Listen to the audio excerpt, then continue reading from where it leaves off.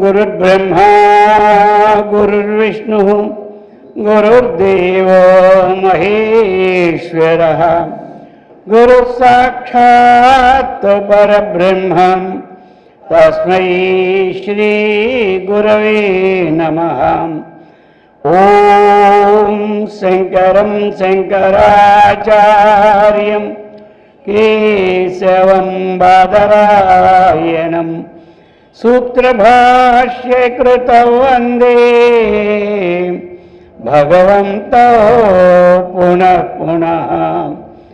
ॐ युक्ताहार विकाराय विविक्तस्थलवासिने मलयालयतीन्द्राय ब्रह्मनिष्ठाय ते नमः।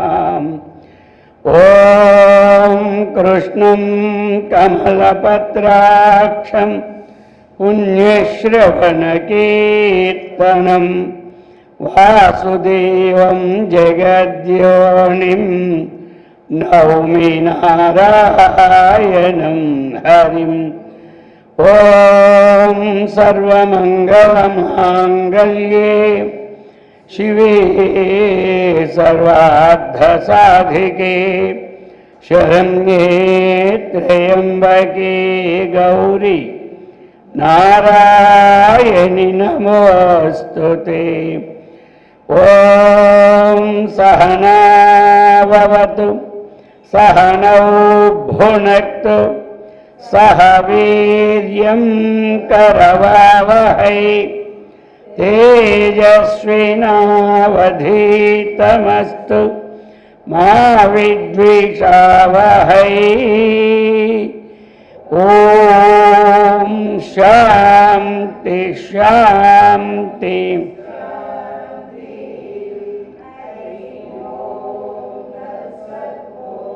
हरे राम राम राम हरे हरे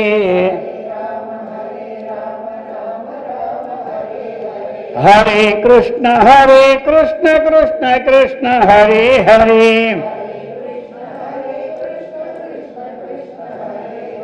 हरे राम राम राम हरे हरे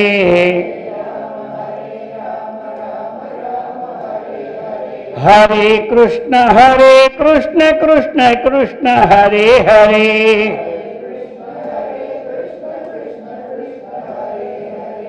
गोपाल कृष्ण भगवान की, सद्गुरु महाराज की, जगदम्बा माता की।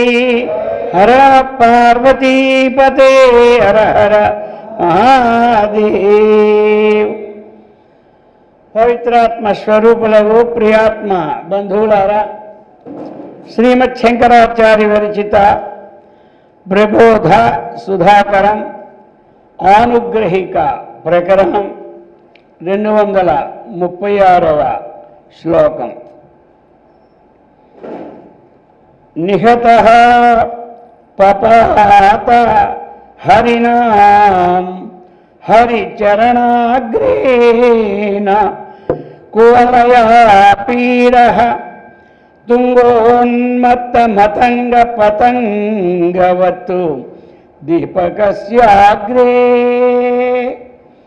నిహతః పపాత హరిణా హరిచరణాగ్రేణ కువలయా పీడః తుంగ ఉన్మత్త మతంగ పతంగవత్తు దీపకస్య అగ్రే. ఇంతవరకు ఏదైతే మనకి మొట్టమొదట సగుణ నిర్గుణ ఈ రెండింటి ఐక్యాన్ని ప్రతిపాదిస్తూ ఉన్నారు. ఆ సగుణ నిర్గుణ ఐక్యంలో పరమాత్మ సర్వశక్తిమాన్, అది దాన్ని ఒప్పుకోవడం జరుగుతుంది. కానీ ఒక సామాన్యమైన సాధారణమైన నృహరి అంటే నరశరీరమైనటువంటి శ్రీకృష్ణునికి ఆ సర్వజ్ఞత్వ శక్తి అన్నటువంటిది ఉపపన్నము కాదు అని పూర్వపక్షి ఏం చెప్పాడు, చెప్పున్నాడు. మొట్టమొదటి ఈ ప్రకరణానికి మొట్టమొదట అది ఉపపత్నం కాదు. ఆయన ఏదో సర్వశక్తిమాన్ పరమాత్మ అంటే ఒప్పుకుంటాం, కానీ శరీరధారి అయిపోయిన తర్వాత ఎట్లా సిద్ధిస్తుంది అనే మాట అడిగాడు. ఆ విధంగా అడిగిన తరువాత అది అలా సిద్ధించుకొస్తూ ఈ యొక్క చివరలో ఆ యొక్క ఈయన చేసినటువంటి పనులు అది ఇప్పుడు సామాన్య శరీరానికి కాదు, మన శరీరాన్ని ఇప్పుడు చేయలేం మనం. అర్థమైంది కదా. ఒక బండి వచ్చి ఆ బండిని పట్టుకొని పైకి ఎగిరే శక్తి మనకి ఎక్కడ ఉంది ఇప్పుడు, చకటాసుడు బండిని. ఆ ప్రకారంగా ఆ పూతలా వచ్చిందంటే జడిసిపోతాం మనం. అర్థమైందా. ఇంకా పూతన పాలు తాగి దానికి చెప్పే సామర్థ్యం మన దగ్గర ఎక్కడ ఉందా. అందుచేత అలాగ మనకు ఉండదు కాబట్టి సందేహంతో మనం అడగడానికి ఒక వాపసు ఉంది, ప్రశ్న వేయడానికి అవకాశం ఉంది. అందుచేత అతడు ఈ శరీరం అయినా సరే ఆ యొక్క పరమాత్మ స్వమాయ తన శక్తి ద్వారా ఆ ఘటన పటియసి సామర్థ్యాన్ని నిరూపిస్తూ ఉన్నారు. అర్థమైంది కదా. నిరూపించి ఇప్పుడు సాకారమైనటువంటి కృష్ణుని యందు నిరాకారమైన శక్తి అన్నటువంటిది బయలుపెడుతూ ఉన్నది. ఒకటే రెండా ఇప్పుడు చెప్పుకునేవి కొన్ని శ్లోకాల్లో కేవలం ఆయన చేసినటువంటి మహోత్తరమైనటువంటి కార్యములు. అందుచేత ఇక్కడ సాకార నిరాకార సగుణ నిర్గుణులకు ఐక్యమే కానీ భేదం అనేది లేదని ఇప్పుడు నిర్ధారణ చేస్తూ ఉన్నారు దీంట్లో. లేకపోతే ఆ సాకారం వాళ్ళు నువ్వు సాకారాన్ని వదిలేవు, నిరాకారాన్ని పట్టుకొని వీడు అసలు నిరాకారమే ఉండకూడదు సాకారం అని వాళ్ళు అర్థమైంది. ఇప్పుడు నిరాకారం ఏ ఆకారం లేదు, దీంట్లోనే ఇందులోనే ఏమన్నాడు, సాలోక్యము సామీప్యము అలాగనే సాయుధ్యము ఈ ముక్తులు చెప్పుకొచ్చారు కదా మనకి. ఈ ప్రకారముగా దానిలోనే అంతర్గతం అవుతూ ఉన్నారు. కానీ ఈ అన్నిటినీ దాటినటువంటి స్వస్వరూపములు లీనమైనటువంటి స్థితిని కనపరచడం లేదు ఎక్కడా కూడా. వాళ్ళేమో ఒక శివుని పూజించేవాడు శివుడే అని వాళ్ళు చెప్పి విష్ణుని పూజించేవాడు శివుని పూజించకూడదని, వీరిద్దరూ కలిసి దేవిని పూజించకూడదని ఎన్నో కాంక్షలు వాళ్ళు పెట్టుకుంటున్నారు. వీళ్ళని పూజించకూడదనే శాస్త్రం ఎక్కడా లేదు. పోనీ శాస్త్రంలో రాస్తే ఈయన పూజ చేసేవాడు ఆయనకి పూజ చేయకూడదని పోనీ ఎక్కడైనా ఒక దగ్గర రాసి పెట్టి చూపెట్టమంటే బాగుంటాయి. ఎక్కడుందో శాస్త్రం, అది ఎక్కడ లేదు, అది శాస్త్రంలో అది లేదు. అందుకే ఆ భేదభావాలతో ఈ యొక్క సగుణము అన్నటువంటి దాని ఉపాసనలోనూ సందేహం పడిపోతున్నారు, నిర్గుణం చేసే ఉపాసనలోనూ సందేహపడిపోతున్నారు. చెప్పేవాళ్ళు కూడా ఏమిటి అంటే నువ్వు పూర్తిగా సగును వదిలితేనే నీకు నిర్గుణం వస్తుంది అంటున్నారు.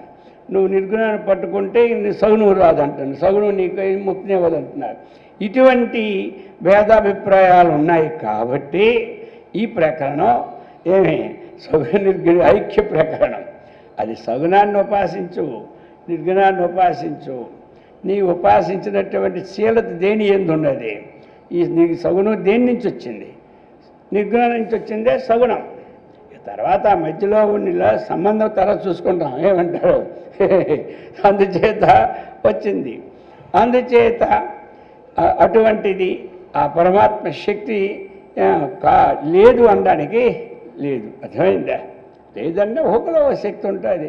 ఈనాడు మన సైంటిస్టులు అందరూ కూడా బ్రహ్మాండ విషయాలు కొనుక్కుంటున్నారు. మనం కొనుక్కోగలం ఇంట్లో కూర్చొని? మనం కొనుక్కోలేము. అణువుల నుంచి వాళ్ళు ఎక్కడెక్కడో సూక్ష్మ విషయాలు కనిపెడుతున్నారు. ఇవన్నీ మనం ఒక్కొక్కడు ఉంటాడు ఆ శక్తివంతుడు. ఆనాడు ఒక రేడియోని కనిపెట్టేసరికి గొప్ప వాళ్ళు అయ్యారు. అది మనం కనిపెట్టగలమా? అందరి వాళ్ళు అవదు. ఒక దగ్గర ఒక శక్తి ఉంటుందన్నమాట.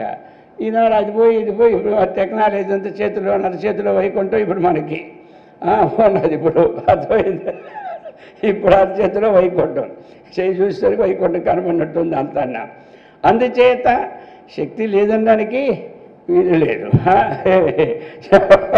ఈ ప్రకారముగా చెప్పి దాన్ని సమన్వయం చేస్తున్నారన్నమాట. ఈ ప్రకారం ఎందుకు తీసుకున్నారు ఇది అంటే ఇక్కడ దొరికింది ఆనుముత్యాలు లాంటివి సగుణ సాకారంలోనే మహాశక్తి. ఎక్కడ దొరికితే అక్కడే తీసుకుంటాం.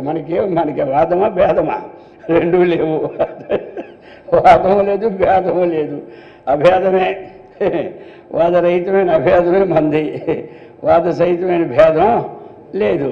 వాద సహితమైన భేదము అభేద జ్ఞానం లేని వాడికి అర్థమైంది. వాడు ఎప్పుడూ వాద సహితమైన భేద జ్ఞానంలోనే ఉంటాడు. ఇంక ఈయనకి అది లేదు. అంతా ఏదైనా సరే సమన్వయం అవుతుంది ఇక్కడ. అది ఆ విధంగా చెప్పి ఇంకా చెప్తూ ఉన్నారు ఆ శక్తి విశేషాలు కొన్ని. ఇక ఇందులో నిహతగా ఇప్పుడు తుంగ ఉన్మత్త మతంగా అది. కాబట్టి తుంగ ఉన్మత్త మతంగా. ఉన్మత్త తుంగ ఉన్మత్త. తుంగం అంటే మంచి ఎత్తుగా ఉన్నటువంటిది అన్నమాట, మంచి బలిష్టంగా ఉన్నటువంటిది అన్నమాట. అటువంటి తుంగ అటువంటి మతంగా. మత్త అంటే ఏమిటి? బాగా మదించినటువంటిది అన్నమాట. ఎత్తుగా ఉంటుంది, మదించి ఉంటాయి. దాని శరీరం వాళ్ళకి ఎత్తు పెట్టారు. అర్థమైంది కదా. ఒకదానికి ఒకసారి ఎత్తుకు తగిన ఏది ఆ యొక్క బరువు ఉంటుంది, లావు ఉంటుంది. అర్థమైంది. దానికి తగిన దేనికి తగిన బరువు దానికి పెడుతూనే ఉన్నాడు భగవంతుడు. అందుచేత తుంగ ఉన్మత్త. ఉన్మత్తం అంటే బాగా మదంతో ఈ మధ్య నీకు ఉన్మత్త ఎక్కువైందిరా అంటారు. ఇది మొత్తం మదం ఇచ్చిన మాత్సర్యంబు మానక హెచ్చును అన్నాడు. అర్థమైంది కదా. ఒకదానికి ఒక లింక్ ఒకటి ఉంటే అన్నీ వచ్చేస్తాయి. అటువంటి తుంగ ఉన్మత్త మతంగా. దాని పేరు ఏం పేరయ్యా? ఏనుగు పేరంటే కువలయా పీడ. ఏనుగు పేరు కువలయా పీడ. దాని పేరు అదే అనమాట. అటువంటి కువలయా పీడం అని ఏనుగు. హరిణ అంటే ఎవడు? శ్రీకృష్ణుడి చేత. అది తృతీయ ఏకవచనం. హరిణ ఆ శ్రీకృష్ణుడి చేత. హరిచరణాగ్రేణ. హరి యొక్క చరణాగ్రం. చరణం యొక్క అగ్రం ఏంటి? గోళ్ళు ఉంటాయన్నమాట. దివ్య చరణాలు, పాదచరణాలు. అర్థమైంది కదా. ఆ పాదపద్మ చరణాలు గోళ్ళు. ఆ చరణాగ్రేణ ఆ గోళ్ళతోని ఎలాగా చెప్తున్నారు? దీపకస్య అగ్రే పతంగవత్. ఆ ఏనుగు ఎంత బలమైన ఏనుగు ఏమైందంటే ఒక ఉదాహరణ ఇచ్చాడు. దీపం వెలుగుతున్నప్పుడు ఆ కోణ వెలుగుతుంటుంది, ఎలా వెళ్తుంటుంది. అయితే ఈ పతంగం అది ఒక పండు అనుకొని వస్తుంది పాపం. వచ్చి అది గబాలని సరిగ్గా వేడి, పక్కనే వేడి తక్కువ, కానీ ఇలా పైకి వెళ్తున్న దగ్గర మహావేడిగా ఉంటుంది. అక్కడ చేపెట్టాను టక్కున కాలిపోతుంది. దీపం పక్కన ఇలా పెడితే అవదు. అగ్ని మంట వచ్చినప్పుడు మంట మీద ఇలా పెడితే టక్కుడు కాలుతుంది. శీతకాలం పక్కన ఇలా పోయి మరి కూర్చో ఎంతకీ ఆపుకున్నా హాయిగానే ఉంటుంది. మధ్యన పెట్టావా అలా కొనకి తగిలినటువంటి పతంగం ఒక్కసారి సత్యలా కింద పడుతుందో ఈయన యొక్క ఈ గాలి గోడు చేత పడిపోయింది. ఏనుగు దాని చచ్చిందనమాట. ఎందుకు ఆ ఏనుగంటే ఇక కంసుడు ఆ ఏనుగు చేత ఆ శ్రీకృష్ణుని చంపేయమని ఏనుగుని పంపించారు. పెద్ద ఏనుగు, మంచి ఏనుగు అన్నమాట, మదోన్మత్త ఏనుగు. దాన్ని ఏం చేశాడు? ఉసిగెళ్ళిపోయాడు మావటవాడు. ఉసుకెత్తి విసిరికి ఇంకేమైంది, అది పిచ్చి ఎక్కువైంది అనమాట. మరి ఏదైనా ఉసుకొరిపితే పిచ్చి ఎక్కువవుతుంది దానికి. ఇక ఆ పిచ్చి ఎక్కించాక ఏం చేస్తే దానికి చేయవలసిన పని ఎట్టి వెళ్ళాలో నేర్పుతారు కదండి. నేర్పినప్పుడు ఇది వెళ్ళింది కృష్ణుని మొత్తం నొక్కి పాడడానికి. ఆయనకి ఇది ఆ పాట ఆ గోరు కాలు గోరు తగిలించాడు, మొత్తం దాని పడి చచ్చింది. ఎలా చచ్చింది అంటే ఇదనమాట. దీపకస్య అగ్రే పతంగవత్తు. ఆ దీపం కొనలోని పడిన పతంగము ఎగిరి కింద దక్షిణ పడిపోతుంది సచ్చి, అలా పోయింది. అలాగనే అందుచేత అతడు మరి ఏనుగు వస్తే మనకి ఎంత భయం. పండించడు ఇలా తొండ ఊపిందనుకు సచ్చినా జీవితంలో మన పండు పెట్టడం దానికి. ఎందుకంటే అది అక్కడ తొండ పడుకు విసిరి పారి దానికి ఆ శక్తి ఇచ్చాడు. తొండను ఇలాగా మనం చుట్టేసి అటు విసిరి శక్తి ఇచ్చినాడు ఏనుగు అనమాట. అందుచేత మరి ఈయన దగ్గర అప్పుడు కృష్ణుడి దగ్గర అది అంతే మరి శక్తి అనేది ఉంది. అది చెప్పడానికి ఇది పెట్టారన్నమాట. పెట్టి ఇప్పుడు ఇంకా అన్ని రంగాల్లోనూ అన్నమాట. ఇప్పుడు ఇంతవరకు అనేక రకరకాలైనటువంటి చెట్లను ఉద్ధరించాడు. అలాగని ఈయన చెయ్యి ఎవరు పడిందో వాళ్ళందరూ ముక్తిని పొందిపోతున్నారనమాట. అది విశేషం అంటారు. వాళ్ళకి ఏదో వదిలిపెట్టడం లేదు, వాళ్ళకు ఒక మోక్ష మార్గమైనటువంటి దాన్ని ఇస్తూ ఉన్నారు.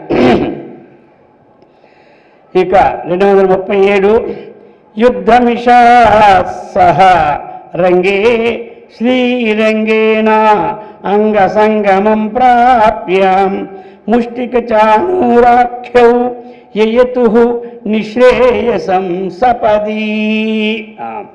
యుద్ధమిషాత్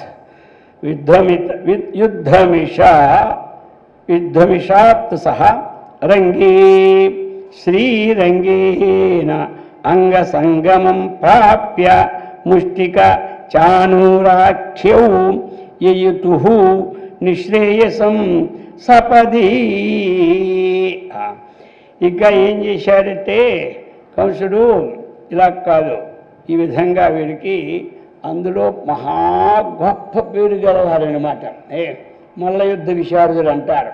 వాళ్ళు బాగా మల్ల యుద్ధం అంటే ఆయుధాలు ఉండవు, చేతులతో కుస్తీలు పట్టి మామూలుగా ఎంతటోని చంపి పారేస్తారు. అలాంటి గొప్ప వాళ్ళని వాళ్ళకి అదే పని. 24 గంటలకు ఏం పనుడు తినడం, హాయిగా బస్తీలు కుస్తీలు తీసుకొని సమయానికి పనికి తయారు చేయడం అనమాట. ఇక ఎవడు వాళ్ళిద్దరు అనమాట.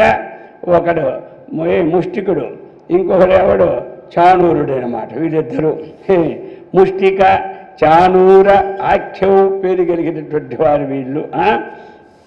వీళ్ళిద్దరూ కూడా యుద్ధమిషాత్ సహ రంగే.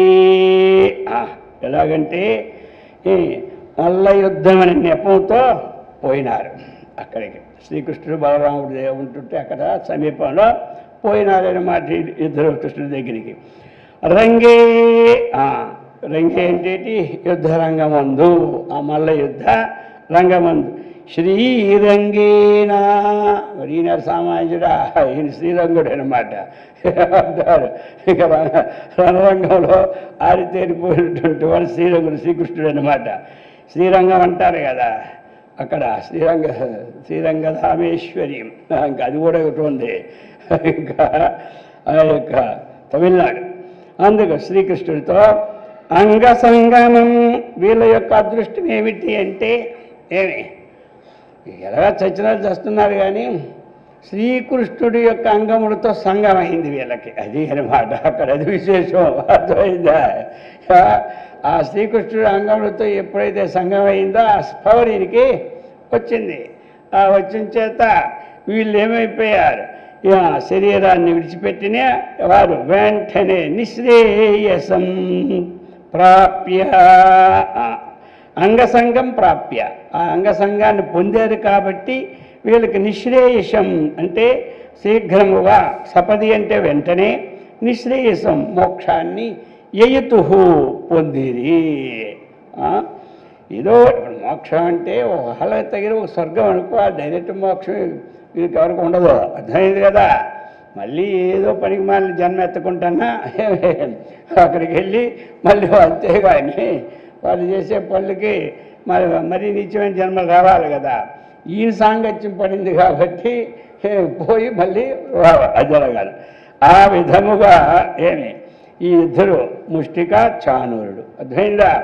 వీళ్ళిద్దరు యుద్ధమిషాత్ అంటే ఏమిటి, యుద్ధం అనే నెపంతో సహా ఇద్దరు కూడా రంగే ఆ మల్ల యుద్ధ రంగమునందు శ్రీరంగేన ఆ శ్రీకృష్ణునితో అంగసంగమం ప్రాప్య ఆ యొక్క మల్ల యుద్ధంలో కుస్తీలు పట్టుకొని ఆ సంఘం వచ్చింది కాబట్టి సపది వెంటనే వాడు వారే పోతారు. పోయినా వెంటనే వాళ్ళకి సద్యో ముక్తి అంటే నీ శ్రేయసం. ఈ విధంగా చెప్పి ఇప్పుడు దేహకృతాదపరాధాద్వైకుంఠో కంఠితాంతరాత్మానం యదువర కులావతం సహా కంసం విధ్వంసయామాస. ఇక అసలు వాడనమాట వచ్చాడు ఇప్పుడు కంసుడు అనమాట. కాబట్టి ఆ కంసుని వధ ఇది అది చెప్తున్నారన్నమాట. ఈ యదువర కులావతం సహా యదువర యదునాం వరహ యదువరహ అంటే యదువుల్లో యాదవులు ఎందు శ్రేష్ఠుడైనటువంటి వాడు. ఇంకా ఎలాంటి వాడు ఇతడు చెప్తున్నారు.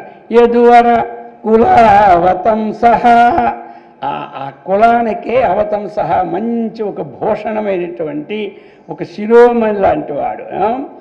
అటువంటి ఎవరు శ్రీకృష్ణుడు అన్నమాట. అర్థమైంది కదా. యదువర కులావతం సహా అటువంటి యదువు యొక్క అంటే యదు యొక్క వంశమన్నమాట. ఆ వంశానికి శ్రేష్టమైన కులానికి భూషణంగా ఎలాగైతే మన బంగారం కిరీటం చేయించి మధ్యలో భూషణం పెట్టుకుంటామో ఆ ప్రకాశమానమైనటువంటి శ్రీకృష్ణుడు ఏం చేశాడు, అతడు వైకుంఠోత్కంఠితాంతరాత్మానం. ఇక వైకుంఠం అంటే ఆ శ్రీకృష్ణుడు ఈ విధంగా ఉన్నాడు. ఇంకా ఎట్లా వాడు కంసుడు ఎలాగా ఆ వైకుంఠాన్ని వైకుంఠుడవు విష్ణువు యొక్క వైకుంఠ ఉత్కంఠితాంతరాత్మానం. అటువంటి శ్రీకృష్ణుడు ఎలాంటి వారిని వధించాడు? కర్త శ్రీకృష్ణుడు, కర్మవులు కంసుడు. కంసుని వధించడం ఏమిటి? క్రియ. అందుచేత మొదట కర్తని చెప్పాడు. శ్రీకృష్ణుడు కంసుని వధించాడు. ఆ కంసుడు ఏ విషయంలో ఉన్నాడు? ఆయనేమో అంటారు కదా, వీరికి ఏదో దగ్గర కాలం ఆసన్నమైంది అందుకే రెచ్చిపోతున్నాడు అంటారు. ఆ విధంగా అలాగనుకుంటున్నా ఈయన చేతులు వస్తున్నాడు కాబట్టి 24 గంటలు కృష్ణ రూపాన్ని చూస్తున్నాడు. అది ఒక విశేషమైన మాట. మనమైనా చూడలేం అంత ఆ విధంగా. ఎందుకంటే మన భక్తులమే కాబట్టి చూడడానికి మరి ఆయనకి మనకి భేదమని మనం ఊరుకుంటాం. ఈయన శత్రువు కాబట్టి ఎప్పుడు వస్తాడో ఆ కృష్ణుడు ఎప్పుడు వస్తాడో ఎక్కడ చూసినా అంతే. నీళ్ళు తాగినప్పుడు ఆయన ప్రమాదమే, వాళ్ళు తాగినప్పుడు ప్రమాదం, అన్నిట్లోనూ ఆ బొమ్మనే చూస్తూ ఉన్నాడు. అందుచేత వైకుంఠ ఉత్కంఠితాంతరాత్మానం ఆ యొక్క వైకుంఠాన్ని లేక వైకుంఠ లోకాన్ని పొందవలనటువంటి తగతగలాడే అంతఃకరణము కలవాడెవడు? కంస. ఆ కంసుని అంతరాత్మానం అంటే అంతఃకరణము కల కంసం ఆ కంసుని దేహకృతాత్. అయితే అతడు ఏంటంటే దేహకృతాత్ అపరాధాత్, ఆయన యొక్క దేహముతో అనేక అపరాధాలు చేసినాడు. అందులో ఏమి సందేహం లేదు. అనేక రకరకాలుగా కృష్ణుడు చెరసాలలో పడినప్పటి నుంచి వాడు చేసే మాయలు అన్నిన్నా అవన్నీ అపరాధాలు అన్నమాట. ఎందుకు? అష్టమ గర్భంలో పుట్టిన వాడి చేతిలో సస్తాడని చెప్పేశారు జ్యోతిష్కుడు. ఇక చెప్పిన తర్వాత ఆయన ఉంటే కదా సాధించేది, నేను చావాలి, ఆయన్ని చవి పారిస్తే ఇంకా నాకు చావెక్కదనుకోండి ఈయన. ఇది కాదనమాట. అందుచేత ఎప్పుడూ ఆ దృష్టల్లా ఆయన మీదే. అదొక అదృష్టం ఆయనగా. కాబట్టి దేహకృతాత్ అపరాధాత్తు దేహం చేయబడినటువంటి అపరాధం వల్లను విధ్వంసయామాస. కాబట్టి ఆ అపరాధం వల్ల కృష్ణుడు విధ్వంసయామాస ఆ కంసుని నాశనం చేశాడు. చేసి ఏం చేశాడు? అపరాధి అయిన దేహాన్ని చంపి అతనికి ఆ వైకుంఠ ప్రాప్తిని కలిగించాడు. అది అతడు చేసిన పని అంతా వాళ్ళని చంపినా వాళ్ళకి ఏదో వెళ్ళి పుణ్యలోకానికి వెళ్ళి తర్వాత మళ్ళీ మంచి లోకంకి వచ్చినట్టుగా ప్రతిపాదించినాడు. ఇది విశేషమైన మాట. ఈ ప్రకారంగా చెప్పి ఇప్పుడు 239 చెప్పబోతున్నారు. హరి సందర్శన యోగాత్తు పృథురనతీర్థే నిమజ్జతే తస్మై భగవాన్ ప్రాదాద్య సద్యశ్చైద్యాయ సాయుజ్యం.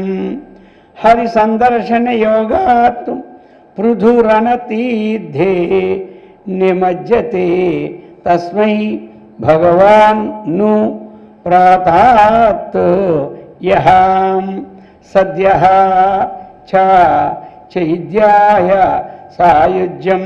చైద్యుడంటే శిశుపాలుడు అన్నమాట. ఇప్పుడు శిశుపాలుని సంగతి ఎత్తుకుంటున్నాడు. అసలు వాడు ఇలే కదా, వంశుడు మధ్యలో వచ్చాడు. కానీ మూడులుగా అవతార పురుషుల్లో ఒకటి హిరణ్యకశిపుడు, హిరణ్యాక్షుడు, 2 రావణాసురుడు, కుంభకర్ణుడు. మధ్యలో ఈ పేషెంట్ ఎవరు లెక్కలేదు మనకి. అలాగనే ఇక్కడ శిశుపాలుడు, దంతోక్తుడు. వంశుడు మనకేం లెక్కలేదు కాబట్టి వీళ్ళనమాట. అందులో శిశుపాలుడు ఇప్పుడు అనమాట.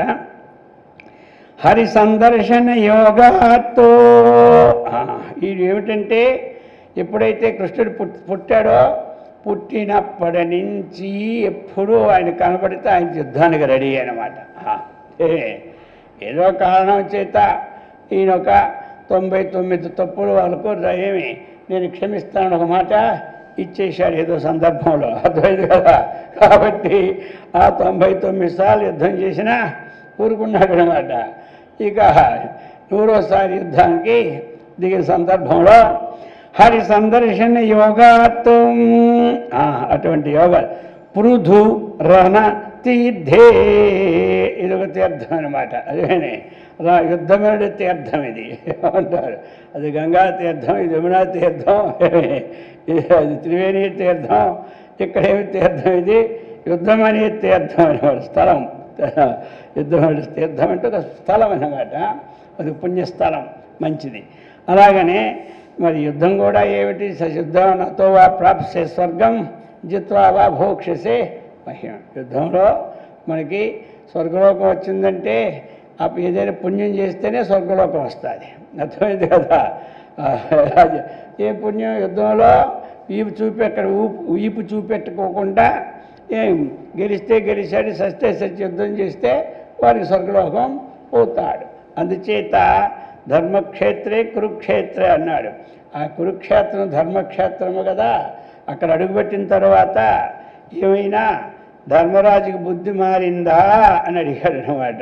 వీడికి మారిందో వాడికి మారిందా అర్థమైంది. అందుచేత పుణ్యతీర్థాలు. ఈ పృథురణ, పృథు అంటే గొప్పదైనటువంటి, రణం అంటే యుద్ధము, తీర్థం అంటే ఆ క్షేత్రము.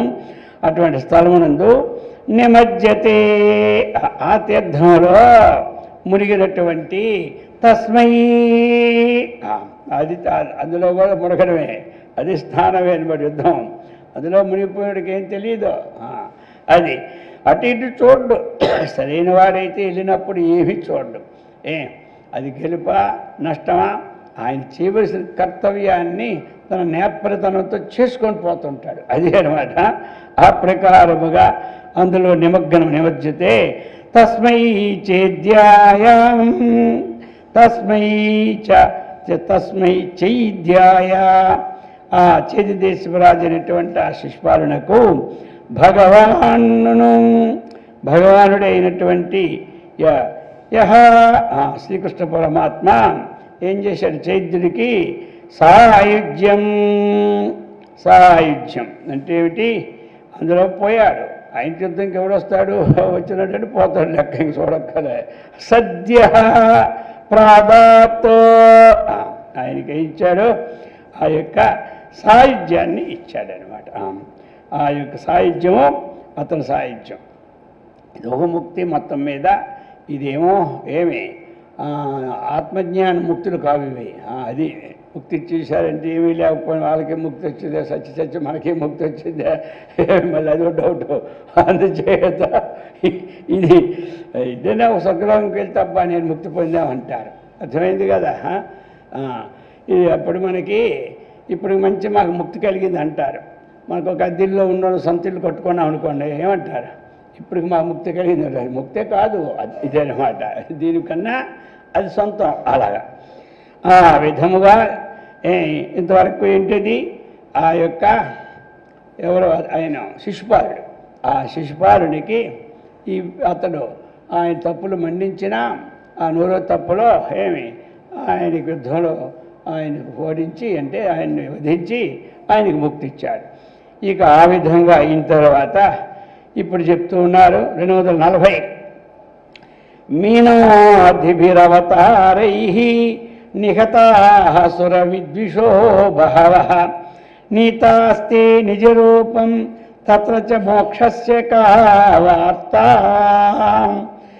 మీనాదిభిః అవతారైః నిహతాః సుర విద్విషో బహవః నీతాః తే నిజరూపం తత్ర చ మోక్షస్య కా వార్తా.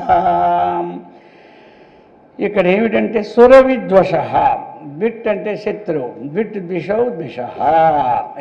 ద్విష అంటే బహువచనం కాబట్టి ద్విట్ శత్రువు, ద్విట్ ద్విషౌ ద్విష. ఎవరికి ద్విషులు? సురాణం ద్విష, సుర విద్విష. దేవతలకి ద్వేషించేవారు వారు బహవః, పలువురు రాక్షసులు ఎప్పుడూ వస్తూనే ఉంటుంటారు. అనేక రకరకాల రాక్షసులు వస్తుంటారు, అనేక సేనలతో పోతారు, సైన్యాలతో పోతూ ఉంటుంటారు. ఇంతవరకు చెప్పిన దాంట్లో సేనా సైన్యాలు ఏమీ లేవు. అర్థమైంది కదా. ఒక్కడు కృష్ణ పరమాత్మ. ఈయనకి సేన అక్కర్లేదు, సైన్యం అక్కర్లేదు.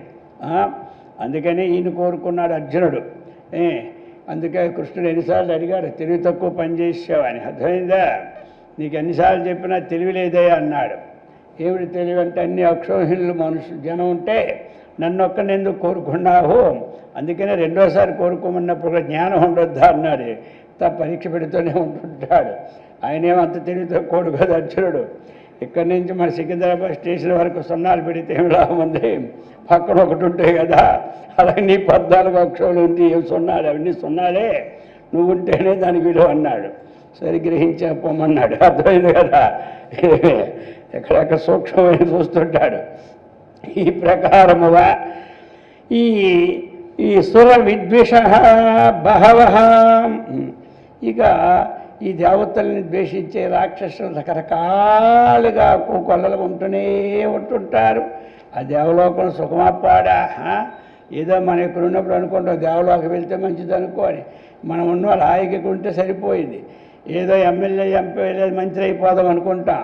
ఏమి సుఖం ఉంది? ఈదిలో తిరగలేము, ఇంట్లోకి వెళ్ళాలన్నా భయమే, ఈదిలోకి వెళ్ళాలన్నా భయమే, అరుగు మీద ఒకటి కూర్చోన్నా భయమే. అంత భయంతో ఉంటుంది అన్నమాట ఈ పదవులన్నీ.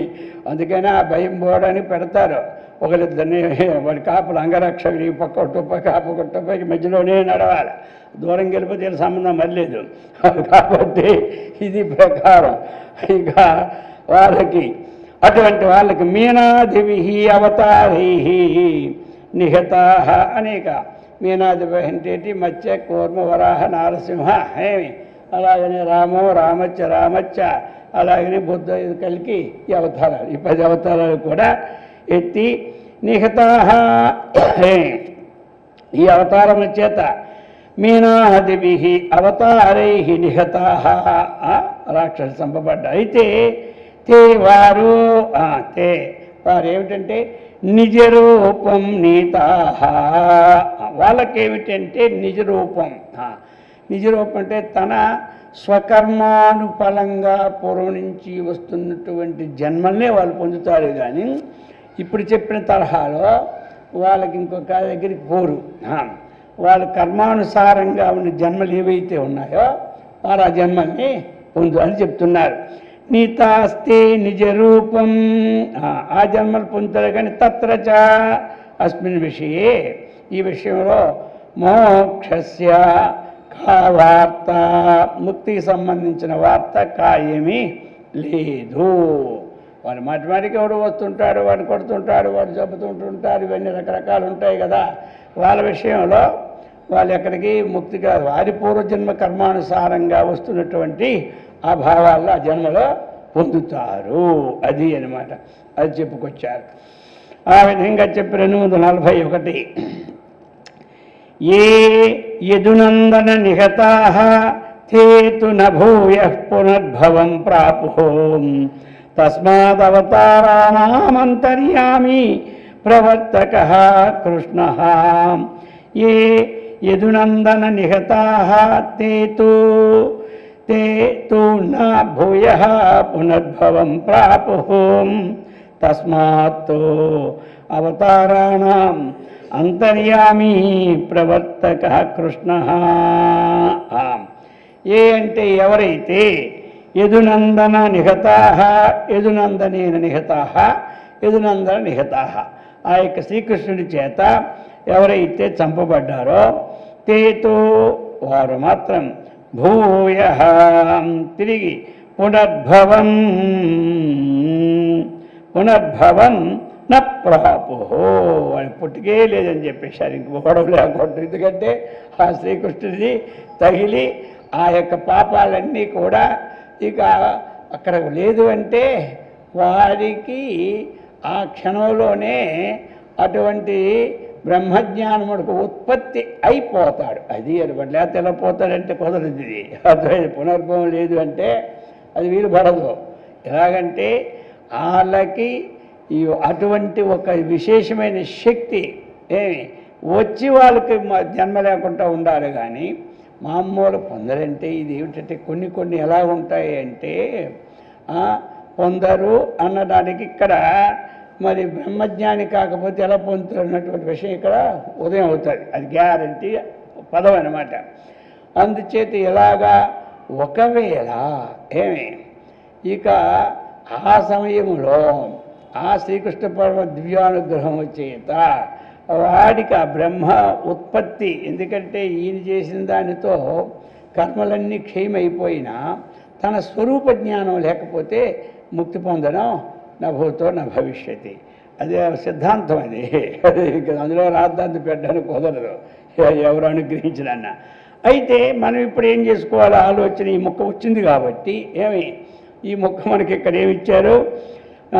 భూయ వారు మాత్రము, ఈయన చేతిలో ఎవరైతే చనిపోయినారో వారు మాత్రం చెప్పారు ఇక్కడ. ఇంకా పక్కడికి మళ్ళీ చెప్పలేదు. అది పక్కడితో చచ్చిన వాళ్ళు మర్చుకోలే. వారు స్వర్గంలోకి వెళ్ళి మళ్ళీ రావాల్సిందే. భూయ తిరిగి పునర్భవం న ప్రాపుః, పునర్భవం పొందలేదు అన్నారు. అందుచేత అయితే ఇక్కడ ఏ విశేషణ వేశారు? తస్మాత్ కారణాత్వం, అందువలన కృష్ణ అవతారాణం ప్రవర్తక. అన్నిట్లో కూడా ఇతడు ఎవడో నీమే మంచి శ్రేష్ఠుడైనట్టు వాడు, గొప్పోడైనట్టు వాడు.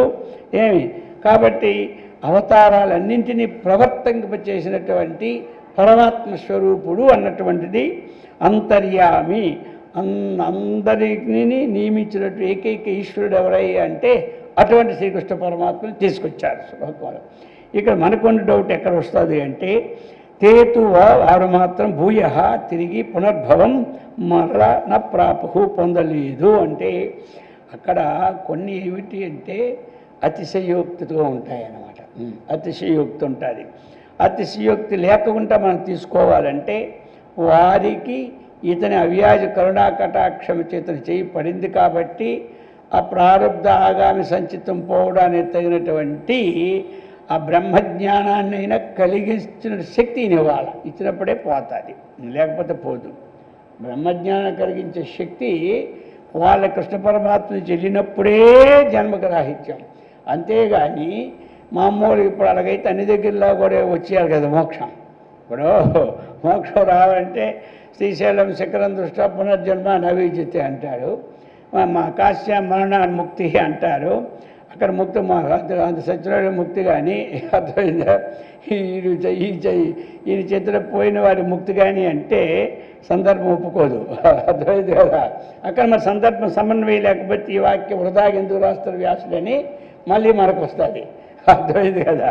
మరి అన్నీ నువ్వు వ్యాసులు వారు చెప్పింది మీది నమ్మవని. అర్థమైంది కదా. నమ్మవంటే ఇదొక అతిశయోక్తి మంచిగా చెప్పినటువంటి విషయం కాబట్టి భగవంతుని చేతిలో పుట్టినవాడు పునర్భవం నందడు అనే మాటకి ఆ భగవంతుని చేత అద్భుతమైనటువంటి బ్రహ్మజ్ఞానము కలిగితేనే వాడు పుట్టుకుంటూ ఉంటాడు. మరి అది కలిగిందా లేదని ఎవరో తెలుస్తుంది మనకి. ఇప్పుడు ఆయన కలిగించాడు అన్నటువంటిది ఇక్కడ మనం పెట్టుకోవాలి. అర్థమైందా. ఇప్పుడు ఆ పోయేవాడు నాకు కలిగిందని చెప్పే ప్రశ్న కాదు కదా ఇక్కడ. అందుచేత ఇతడు అటువంటి విజ్ఞానాన్ని కలిగింప చేసి ఆల్వదించినట్టు లెక్క చూసుకోవాలి మనం. అటువంటిది అంటే ఆయన యోగమయ శక్తికి ఎంతసేపు కలిగించడమా, ఎంత చేసినా అది కలిగించలేడా? లేదు. అలా మనకు వస్తే మామూలుగా వాడి యొక్క బ్రహ్మజ్ఞానం లేకుండా వాడికి ముక్తి పదం లేదు. ఇక్కడ ఒక మొక్క వేశారు. ఏం వేశారంటే పునర్భవం మా పుట్టుట నప్రాపు పొందలేడు. ఆ మొక్కే ఇప్పుడు మనందరికీ సందేహాన్ని కలిగించే మొక్క. అర్థమైంది కదా. పునర్భవం నప్రాపు. పునర్భవం అంటే లేకుండా ఉండాలి అంటే కృష్ణుడు వారికి ఈ బ్రహ్మజ్ఞాని శక్తిని ఇచ్చి ఉండాలి. బస్ ఇది ఇచ్చాడేమో లేదు అన్నమాట మనకి ఇక్కడే లేదు. ఆయన పొందలేడు అంటే ఈయన ఇచ్చి ఉండాలి. అది మనం చూసుకోవాలి. ఆయనకి జన్మ లేదు అతనికంటే సత్యవాడికి. ఆ టైంలో ఇప్పుడు ఆయన కట్వాంగ మహారాజు ఆయన 20 నిమిషాల్లో ఒక 2 గడియల్లో ఆయన టైం తెలుసుకొని వచ్చాడు. స్వర్గలోకంలో ఉన్నాడు. అందరికీ తెలిసిన కదే, షార్ట్ కట్ చెప్తున్నా. స్వర్గలోకంలో దేవేంద్రుడి దగ్గరికి వెళ్ళాడు. ఆ దేవేంద్రుడు పిలిచాడు. ఆయన ఇంకేం పని లేదు. ఆయనే పుష్పవిమానం తీసుకొచ్చి పట్టుకుపోతుంటాడు. మానవులలో మహా గొప్పవాడు ఎవడు, దేవలోకం రోజు వెళ్ళి వస్తాడు. అటువంటి వాడు వెళ్తే నా ఆయుధం ఎంత ఉందో చెప్పన్నాడు. చెప్పు అన్నాడు. అంటే ఇప్పుడు ఆయన ఆయుర్దాయం 2 గడియలు అని చెప్పాడు. 45 మినిట్స్ అంటే 48 నిమిషాలు చెప్పాడు. వెంటనే దించేశాడు. దించిన తర్వాత ఆయనకి జన్మరాహిత్యం అయింది. ఎలా జన్మరాహిత్యం అయింది అంటే ఆయన ఆ సమయంలోనే బ్రహ్మజ్ఞానాన్ని చక్కగా తెలుసుకున్నాడు. లేకపోతే అవదు. జన్మరాహిత్యం కంటే ఒప్పుకోవడానికి కుదరదు. ఎందుకంటే ఈ సందేహం రాకుండా ఉండాలని ఇప్పుడు మీకు ఇక్కడ వదిలేస్తున్నా. చచ్చిపోయిన ముక్తి పద్ధతి ఎంతమంది చచ్చిపోతారు, అందరికీ ముక్తి ఎక్కడి నుంచి వస్తుంది. ముక్తిలోనూ పునర్భవము లేదు అనే దగ్గర ఇప్పుడు కావాలి. ముక్తి వచ్చిందంటే గొడవ లేదు. ఆ ముక్తి 4 రకాలు ఉంటాయి. సాలోక్యముక్తి, సారూప్యముక్తి, సాయుధ్యముక్తి, స్వర్గముక్తి, వైకుంఠముక్తి, ఇవన్నీ రకరకాలు. అయితే మనకు కావాల్సింది ఏమిటి? శ్లోకంలో ఉన్నటువంటిది పునర్భవం న ప్రాపు, పొందలేడు అనే విషయం వచ్చింది. కాబట్టి వారికి వీరు వీరి చేతిలో పోయినటువంటి పునర్భవం లేదు అంటే బ్రహ్మజ్ఞానానికి సంబంధించినటువంటి విజ్ఞానము వీరి చేత వారికి అంది ఉంటేనే పోతారు. అది అక్కడ సస్పెన్స్గా వారికి అది గ్రహించవలసిన విషయం అన్నమాట. అది అందుకు వారికి కలగాలి అంటే అది వారి కృష్ణుదేవుకి అనుగ్రహం. అది అనుగ్రహం అంటే ఈయన బోధించట్టు వాళ్ళకి విజ్ఞానం పొందినట్టు ఒక వాక్యం ఇక్కడ లేదు. అది ఉంటే మళ్ళీ మనకి ఇది అక్కర్లే, ఏమంటారు, ఈ విచారణ అక్కర్లే. శ్రీకృష్ణుడి చేతిలో పోయేటప్పుడు బ్రహ్మజ్ఞానం కలిగించినాడు ఈయన అని ఒక ముక్క వ్యాసులు పెట్టాడు అనుకోండి. ఇక్కడ అక్కడికి డౌటే రాదు. ఇక్కడ ఏం చెప్పారు మరి? సాధారణముగా తిరిగి జన్మాన్ని పొందరనమాట. అందుచేత తస్మాత్ అది మనకు షార్ట్కట్లో ఒక మొక్క అర్థం ఏంటంటే ఉంచుకోవాలి. శ్రీకృష్ణుడు వారికి బ్రహ్మజ్ఞానాన్ని కలిగించాడు అని భావాన్ని మనం పెట్టుకోవాలి. అది ఇక్కడ మనం పెట్టుకోవాల్సిన భావం. మరి లేకపోతే బ్రహ్మజ్ఞానం లేకపోతే మోక్షం వస్తుంది అంటే అప్పుడు సమన్వయమే అద్వైత వేదాంత సమన్వయమే కుదరదు, అద్వైత కదా. అందుకని శంకరాచార్యుల వారు ఇది ఎందుకు దానికి దీనికి జోడిస్తూ ఉన్నారు. ఈ సగుణ నిగ్రహ బ్రహ్మానికి ఆయన సాక్షాత్తు పరమాత్మ స్వరూపుడు. ఆయనకి ఏకైకమైన లోకానికి సర్వశాసకుడైనటువంటి వాడే శ్రీకృష్ణుడు అని తెలుస్తున్నారు అక్కడ. అది అటువంటి దానికి తగిలినటువంటి ఆ సంబంధం దానికి ఐక్యం అవుతుంది.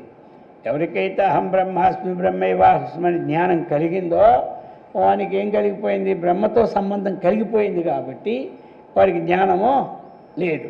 ఈయన అటువంటి స్వరూపుడుగా నిర్ణయించారు కాబట్టి ఆయనతో కలిగిన సంబంధమైన జ్ఞానం ఏదైతే ఉన్నదో జ్ఞానికి వీకోలేనటువంటి జ్ఞానం వీరికి వచ్చి వీరి మోక్షాన్ని పొందాడు అన్నది అర్థం చేసుకోవాలి. అది అందుచేత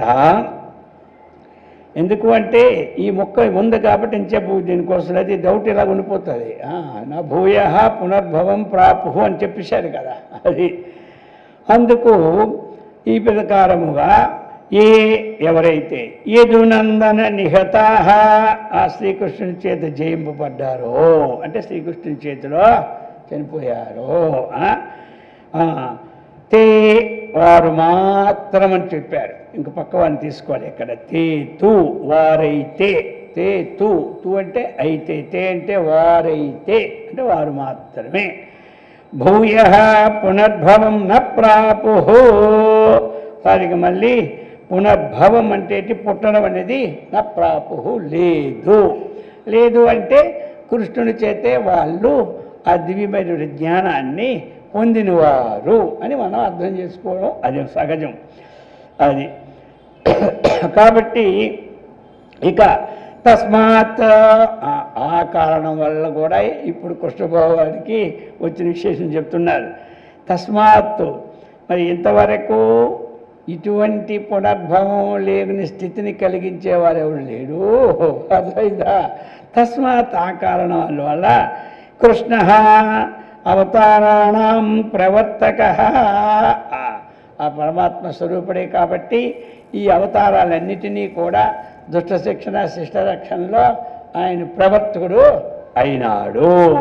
అంటే ప్రవర్తింప చేసినవాడు. ప్రవర్తక అంటే ప్రవర్తింప చేసినవాడు అనమాట, ప్రవర్తకుడు అనమాట. అది ఈ ప్రకారముగా అంతర్యామి అవి కూడా ఇచ్చాడు ఇక్కడ విశేషం. ఏమి అంతర్యామి అంటే లోపలను ఎవరి యొక్క ప్రారంధానికి ఏదైతే అనుభవించాలో ఎవరికి ఏది ఇవ్వాలో ఆ శాసనం చేసిన ఏకైకమైనటువంటి ఈశ్వర స్వరూపంలో, ఈశ్వరు అంటే ఏంటి? సర్వశక్తిమాన్. అటువంటి స్వరూపంలో ఉన్నవాడే శ్రీకృష్ణ పరమాత్మ అన్న విషయాన్ని చక్కగా మనకి ఏమి ప్రతిపాదించారు. ప్రతిపాదించి ఇప్పుడు 242వ శ్లోకం. నేను 41 అయిపోయింది కదా, ఇది 42. ఇప్పుడు 41 ఇందాక అయిపోయి 42 మొత్తం అది పెద్దదనమాట. 4 లైన్లు ఉంటుంది. ఇంతకుముందు 2 శ్లోకాలలాగా ఇది ఒకటే ఉంటుంది అనమాట. బ్రహ్మాండాని బహూని పంకజ భవాన్ ప్రత్యండమత్యద్భుతాన్ గోపాన్ వత్సయుతా సదర్శయాత్ అజం విష్ణూన్ అశేషాంచ శంభుః యచ్చరణోదకం స్వశిరసా ధత్తే చ మూర్తిత్రయాత్ కృష్ణో వై పృథగస్తి కోప్యవికృతః సచ్చిన్మయో నీలిమాం బ్రహ్మాండాని బహూని పంకజభవాన్ ప్రత్యండం అత్యద్భుతాన్ గోపాన్ వత్సయుతాన్ ఆదర్శయత్తు అజం విష్ణూన్ అశేషాంచ శంభుః యత్తు చరణ ఉదకం స్వశిరసా దత్తే చ మూర్తిత్రయాత్ కృష్ణో వై పృథగస్తి కోపి అవికృతః సత్తు చిత్తు మయ సచ్చిన్మయ నీలిమా. ఇప్పుడు చెప్తున్నారు యహ ఏ శ్రీకృష్ణుడు బహూని బహూని అంటే అసంఖ్యాకములైనటువంటి బ్రహ్మాండాన్ని ఆ బ్రహ్మాండములను ఈ యొక్క విశ్వాన్ని ఈ సమస్త విశ్వాన్ని ప్రత్యండం ప్రతి బ్రహ్మాండమునకు ఏదైతే మనకు కావాలో సంబంధించినటువంటి ఉందో అవి అత్యద్భుతాన్ మిక్కిలి ఆశ్చర్యకరముగా అవన్నీ అశేషాన్ రకరకాలైనటువంటి సృష్టి అంతా చేశారన్నమాట. అశేషాన్ అంటే ఏమిటి? శేషం అంటే మిగలడం, అశేషం అంటే సంపూర్ణముగా అన్నమాట. అటువంటి అలా అనేకులైనటువంటి ఇంకా పంకజ భవాన్ పంకాత్ జాయితి ఇది పంకజ అంటే ఎవరు? పంకజం నుంచి పుట్టినటువంటి వాడు బ్రహ్మదేవుడు అనమాట. అటువంటి బ్రహ్మ పంకజ భవాన్ పద్మములందు ఎవరు పుడతారు? బ్రహ్మ. అలాగనే ఆయన ఏమిటి? సృష్టికర్త అనమాట. ఇక విష్ణుమూర్తి ఇన్ని. అలాగనే యచ్చరణోదకం ఇక్కడ ఏం చెప్తున్నారంటే విష్ణుమూర్తి యొక్క చరణ కమలము నుండి గంగా ప్రవాహం వస్తూ ఉన్నది. అటువంటి గంగను శివుడేమిటి? స్వశిరస అతను ఏం చేస్తాడు? తన శిరస్సునందు ధరించినట్టు. ఎక్కడి నుంచి? ఇప్పుడు విష్ణుమూర్తి పాదకం నుంచి పుట్టినటువంటి ఏదైతే గంగ ఉన్నదో ఆ గంగ ఆ యొక్క శివుడు శంభు స్వశిరస ధత్తే అటువంటి దానిని శివుడు ధరించాడు. అలాగనే తతో ఆ జలాన్ని తద్దనేది అధ్యాహారం చేసుకోవాలి మనం. అజం అది అటువంటి అజం అంటే ఎవడో? ఇతడనమాట. ఎవడు? బ్రహ్మదేవుడు అనమాట, అజుడు. కాబట్టి ఇక అజం అంటే మళ్ళీ పరమాత్మ పేరు ఇక్కడ కాదు, సృష్టికర్త అయినటువంటి బ్రహ్మదేవుడు. అతడు ఏమిటి? పూర్వం వచ్చాడు ఎక్కడికి? మనం ఎంతమంది విన్నాం. ఎప్పుడైతే ఈ శ్రీకృష్ణుడికి ఎంత శక్తి ఉందా అని చెప్పి ఆ గోపాలని గోపికల్ని వాళ్ళని కొన్ని తీసుకెళ్ళి ఒక గుహలో దాచిపెట్టేశాడు. అప్పుడు ఈయన శక్తిని తెలుసుకున్నాడు. ఆయన దాచిపెట్టిస్తే ఈయన ఏం చేశాడు? అవి అక్కడే ఉన్నాయి. అదే రూపములతో, ఆకారములతో, ఆ కిరీటాలతో, ఆ బట్టలతో, ఆ కలర్ ముఖాలతో ఇక్కడ సృష్టించేశాడు. దాంతో ఆశ్చర్యపోయాడు. ఇది సామాన్యుడు కాదు.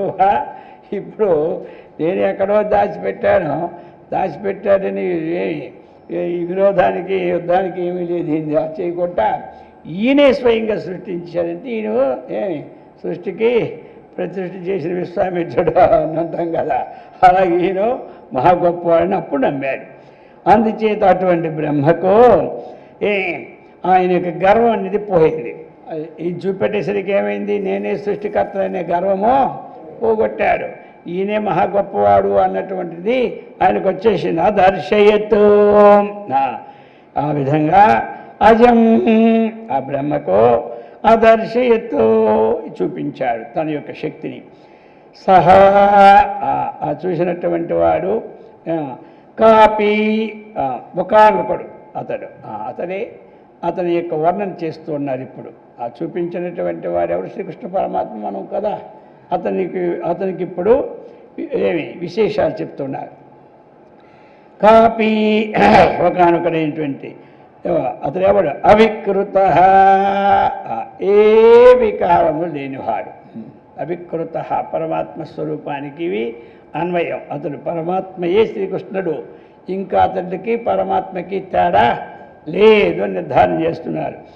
కాబట్టి అవికృత ఏ వికారములు కానీ మార్పులు లేక ఏకాకారుడై నిత్యుడైనటువంటి అని అర్థం అన్నమాట. అవికృత అంటే సచ్చిన్మయ నీలిమ. సచ్చిన్మయ అది ఒక పదం. నీలిమ అంటే సచ్చిదానంద స్వరూపమే, ఇంకోటి కాదు. ఇక్కడ ఆ యొక్క సత్తు చిత్తు ఆనందరూపంతున్న ఆ స్వరూపమే నీలిమా కృష్ణ. సచ్చిన్మయో నీలిమా కృష్ణ. ఆ సచ్చిదానంద స్వరూపుడైనటువంటి ఈ నీలమేఘశ్యామలంగా నీలకాంతిగా ఉన్నటువంటి కృష్ణ పరమాత్మ ఆయన కృష్ణుడు సాక్షాత్ సర్వశక్తిమాన్ అన్నటువంటి అతడే నిరాకారుడు, అతడే నిర్వికారుడు, అతడే అన్నటువంటి విషయాన్ని స్పష్టం చేసి ఇప్పుడు ఇతను మరి ఎలాంటి వాడే అంటే మూర్తిత్రయాత్తో పృథక్ అస్తి. మూర్తిత్రయాత్ పృథక్. మూర్తిత్రయం ప్రసిద్ధి ఏమిటి మనకి? బ్రహ్మ విష్ణు మహేశ్వరుడు. వీళ్ళు త్రిమూర్తులు అన్నమాట. మూర్తిత్రయము త్రిమూర్తులు అన్నాయి. మూర్తిత్రయం ఒకటే.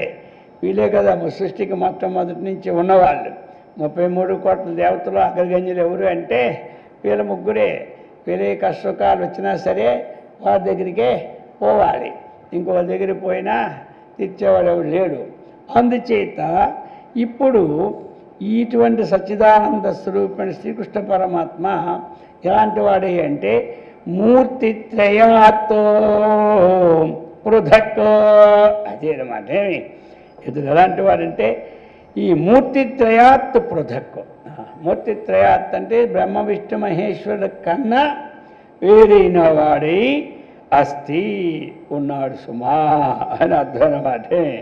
కాబట్టి ఇప్పుడు సాకారుడే నిరాకారుడు, నిరాకారుడే సాకారుడు, ఇందులో భేదమేమీ లేదు అన్నటువంటిది ఆచార్యుల వారు ఈ విధంగా సూచించుకొని వచ్చారు.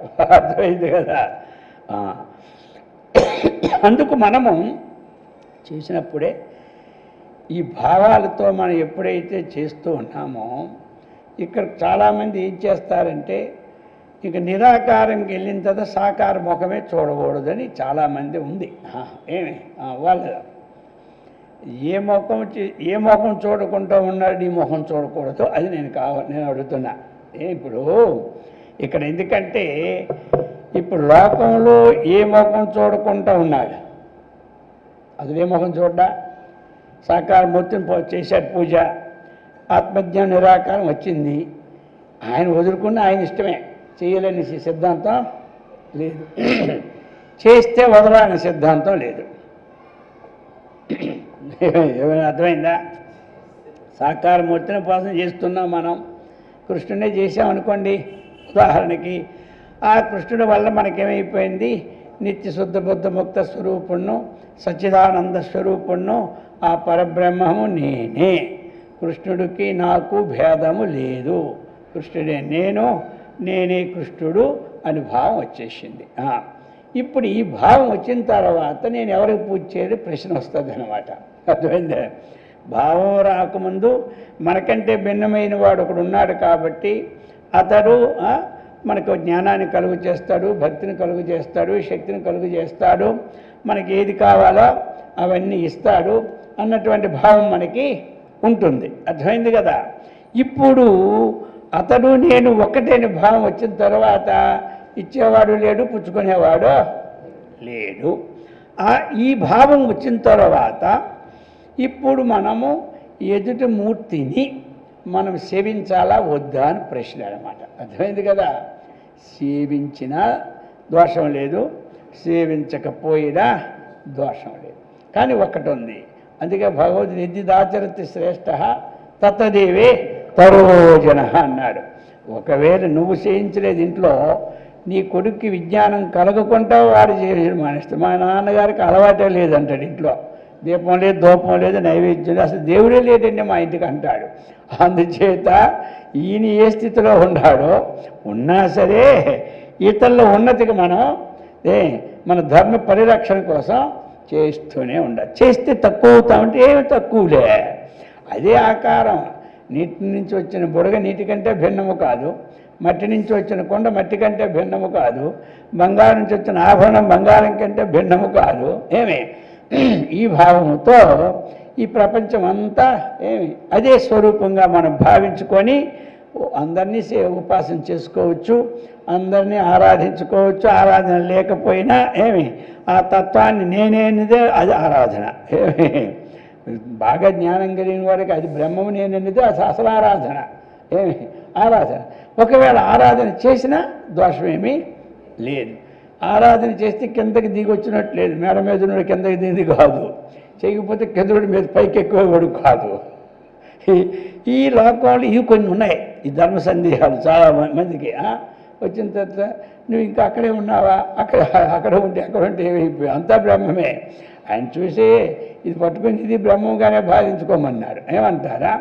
అందుచే ప్రతి వారిని బ్రహ్మస్వరూపంగా భావించేటప్పుడు చెట్టు బ్రహ్మమే, పుట్ట బ్రహ్మమే, నది బ్రహ్మమే, ఇది బ్రహ్మమే, అంతా రామమయమని చెప్తున్నాడు కదా. నదులు వనంబులు, నానా మృగములు, విదిత కర్మములు, వేదశాస్త్రములు అంతా రామమయం. మరి ఏది అయితే ఇక్కడ రెండు ఉన్నాయి. విజ్ఞానం తెలిసిపోయిన తర్వాత ఆ వ్యక్తికి మళ్ళా ఏదైనా సరే ఈ కర్మ చేయాలని విధిగా మాత్రం లేదు. విధి మాత్రం లేదు. చేశాడా తప్పు లేదు, అంతే. చేస్తే కింద దిగిపోయేది లేదు, చేయకపోతే ఇది ముక్తుడు కాలిన మాట కూడా లేదు. తెలుసుకున్నప్పుడు ముక్తులు అయిపోయాం మనం.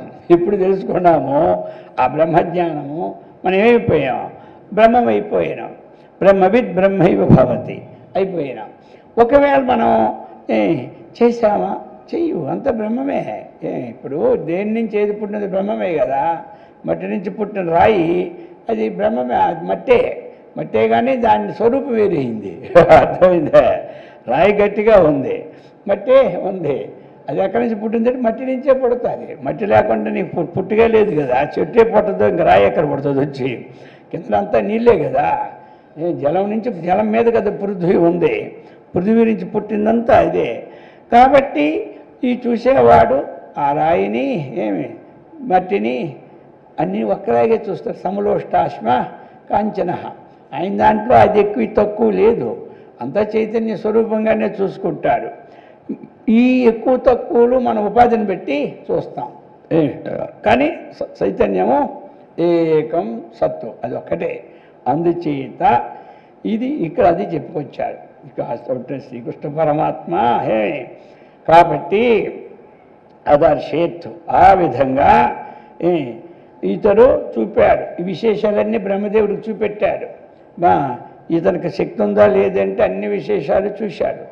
అందుచేత కాపీ ఆ ఒకానొకడు ఆ శక్తి ఏదైతే ఉందో అదేంటి అవికృత, అది ఏ వికారమో మార్పు చేర్పులు లేదు. ఇంకా ఎలాంటిది? సచ్చిదానంద సచ్చిన్మయో నీలిమ. సచ్చిదానంద స్వరూపమే ఈ రూపముగా శ్రీకృష్ణ పరమాత్మగా వచ్చినది. అది అందుచేత అతను ఏమైపోయాడు? మూర్తిత్రయాత్తు. పరమాత్మని ఇక్కడ తీసుకుంటున్నారు శ్రీకృష్ణ పరమాత్మ. అందుచేత ఆ బ్రహ్మ విష్ణు మహేశ్వరుని సృష్టించేవాడు అతడే అన్నటువంటి అంతకు అతడు వేరుగా ఉన్నాడు ఆ పరమాత్మ అన్న భావం మనకు రావాలి. దేహ ఉపాధి మనం ఉపాసన చేసినా మనకి ఎదు రావాలి. ఈ ఉపాధి కంటే నేను భిన్నున్నటువంటిది ఒక సాధన. భిన్నున్నది ఒక సాధన. ఈ ఉపాధి కంటే నేను భిన్నున్న ఒక సాధన. ఉపాధి పరమాత్మ నుంచే వచ్చింది కాబట్టి ఇది బ్రహ్మమే, అది బ్రహ్మమే, ఇది సాధన. ఏమంటారు? మొట్టమొదట నేతి వాక్యముల ద్వారా దూరీకరణం చేయడం ఒక సాధన. ఇది కాదు, ఇది కాదు, ఇది కాదని. ఏది కాదనేది దేని నుంచి ఉత్పత్తి అయిందో దాని నుంచే కదా ఉత్పత్తి అయింది. ఇప్పుడు సర్వం కల్వితం బ్రహ్మ దగ్గరికి వచ్చేసరికి అంతా బ్రహ్మమయం, ఈ జగమంతా బ్రహ్మమయం. అందుచేత ఇది మనకి మొట్టమొదటి ఎందుకంటే ఒక వైరాగ్యం రావడానికి కొన్ని హేతువులు మనకి అనేక జన్మల నుంచి వచ్చిన వాసన, అది వైరాగ్యం రావడానికి హేతువులుగా చెప్పినటువంటిది నేతి వాక్యాలు. లేకపోతే మరి కుర్రోళ్ళకు కూడా మనం కొన్ని తినొద్దు అంటాం, కొన్ని తినమంటాం కదా. మలం తినొద్దు అంటాం, పేడ తినొద్దు అంటాం, ముళ్ళు తినొద్దు అంటాం. ముళ్ళు తినేవి ఉన్నాయి, మలం తినే వేరేగా ఉన్నాయి జంతువులు. ముళ్ళు తినే ఒంటులు ఏమంటారు, మలం తినే కుక్కలు, పందులు ఉన్నాయి బోళ్ళు. కానీ ఎవరి కొన్ని నిషేధాలు కొన్ని. తర్వాత మనం చూపులో ఇదంతా బ్రహ్మము కంటే భిన్నము కాదనే భావన దృఢం కావాలి. అది అప్పుడు ఈ శరీరము కూడా ఉపాధి అంత బ్రహ్మస్వరూపమే కానీ వేరే కాదు.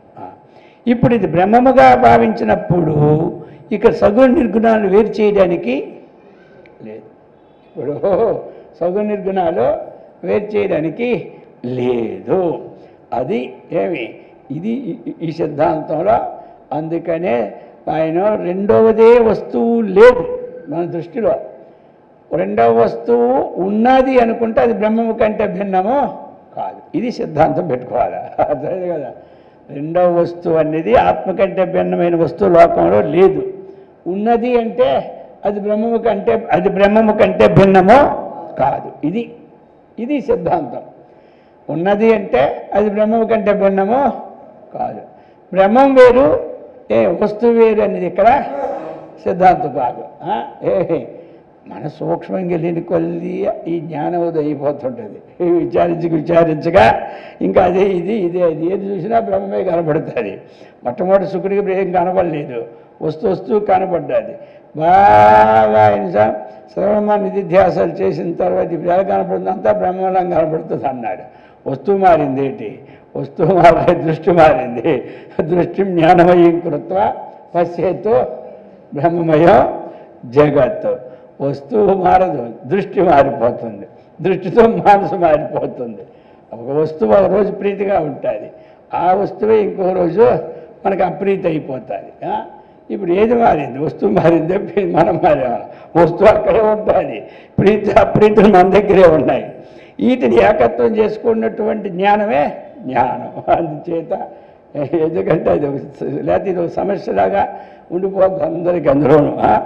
అందుచేత ఈ ప్రకారంగా మరి అటువంటి సగుణ బ్రహ్మములు ఐక్యమైనటువంటి ఈ విజ్ఞానాన్ని చక్కగా మనకి అమ్మవారు సత్కర్మనిష్టను, భగవద్భక్తిని, ఆత్మవిజ్ఞాన శక్తిని ఇచ్చి ఆచార్యుల వారు ఇటువంటి బ్రహ్మ అద్వైత జ్ఞానమైనటువంటి సర్వం కలిగి బ్రహ్మ జ్ఞానాన్ని మనందరూ కలుగు చేసి సదా రక్షించదురుగాక. ఓం సహనాభవతు సహనౌ భునక్తు సహ వీర్యం కరవావహై తేజస్వినావధీతమస్తు మా విద్విషావహై. ఓం శాంతి శాంతి శాంతి.